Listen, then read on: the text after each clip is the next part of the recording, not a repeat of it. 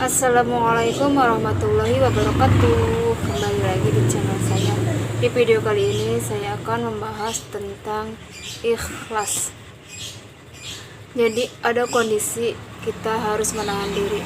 Nah, menahan dirinya dari segi apa?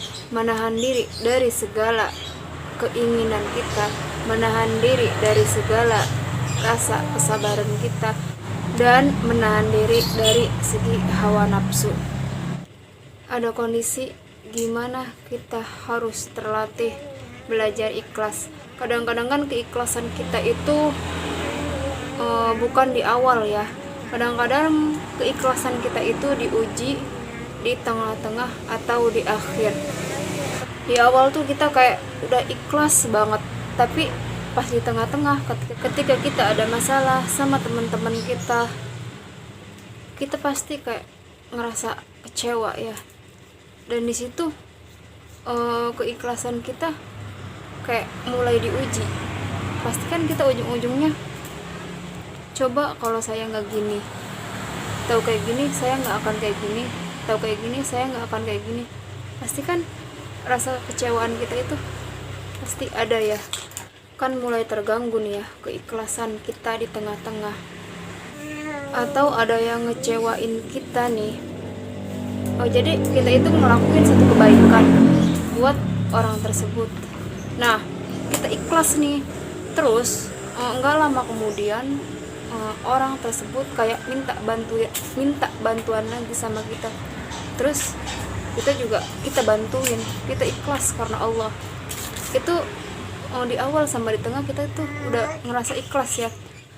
Tapi pas seiring berjalannya waktu, orang yang kita bantuin itu kayak udah sukses gitu ya, dan kita juga kayak bersyukur, alhamdulillah yang dulu pernah saya bantuin sekarang sukses gitu.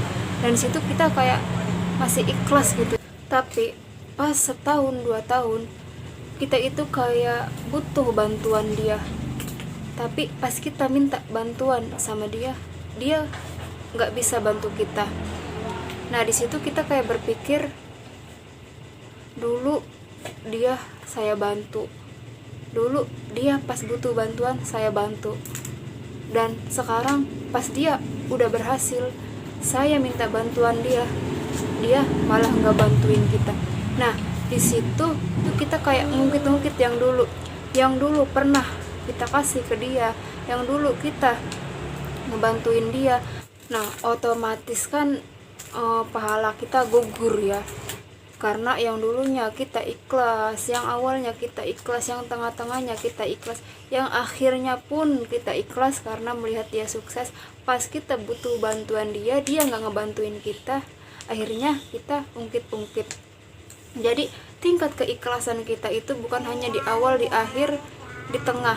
Jadi tingkat keikhlasan kita itu sampai kapanpun, tingkat keikhlasan kita itu benar-benar luas. Nah, begitupun dengan keinginan kita. Kita seumpama misalkan ya, kita pengen sesuatu, kayak contohnya teman-teman udah ngamalin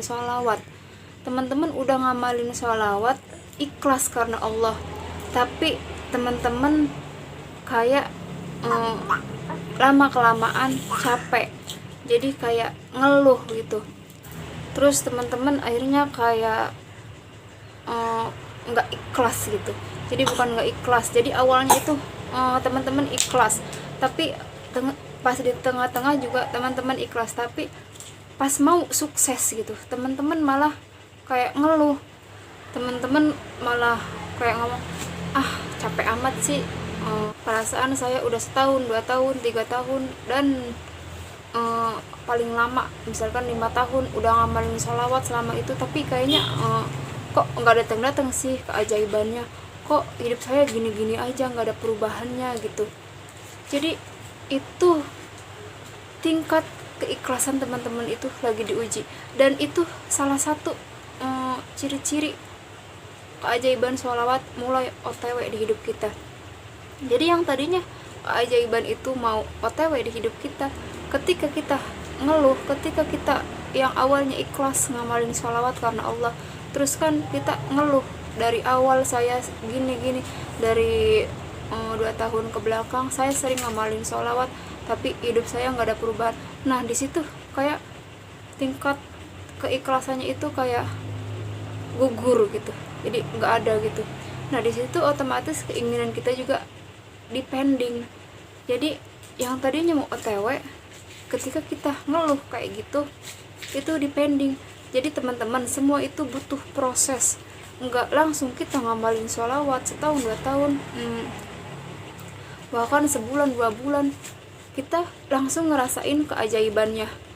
Semua itu butuh proses. Kayak kita pengen putih, kayak kita pengen glowing, kayak kita pengen bersih muka kita harus skincarean, dan itu juga kita harus rutin. Kan kalau misalkan kita nggak rutin, gimana kita glow up atau glowing, coba ya.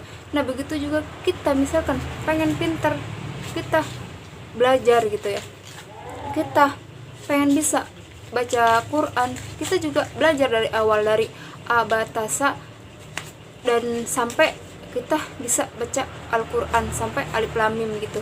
Dan semisal juga kita pengen bisa baca, kita nggak langsung bisa, aku lagi di sini nggak langsung bisa, kita juga pasti butuh proses dari A B C D sampai Z.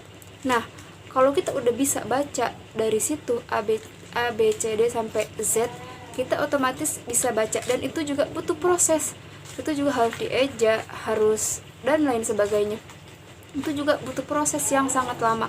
Nah begitupun dengan keinginan kita yang banyak gitu ya, kita ngamalin sholawat tapi kita pengen keinginan kita cepat tercapai, kita nggak sabar gitu. Semua itu butuh proses, nggak langsung instan, semua itu ada prosesnya. Tinggal kita harus tingkatkan lagi keikhlasan dan kesabaran kita. Insya Allah kalau kita udah luas kesabaran dan keikhlasan kita, insya Allah Allah pasti akan datangkan keajaiban itu. Allah pasti akan penuhi keinginan kita. Dan kita jangan khawatir, kita punya Allah, kita minta apa-apa sama Allah, kita harus ikhlas, kita juga harus belajar sabar ya teman. Nah gitu ya teman-teman, jadi tingkat keikhlasan kita itu bukan hanya di awal, di tengah, atau di akhir, tapi tingkat keikhlasan kita itu masih panjang dan harus benar-benar ikhlas, baru keajaiban itu datang gitu. Allah tahu kok yang terbaik untuk hambanya, dan Allah pasti bakal penuhi itu semua. Nah mungkin cukup sampai di sini ya teman-teman video saya kali ini. Terima kasih. Wassalamualaikum warahmatullahi wabarakatuh.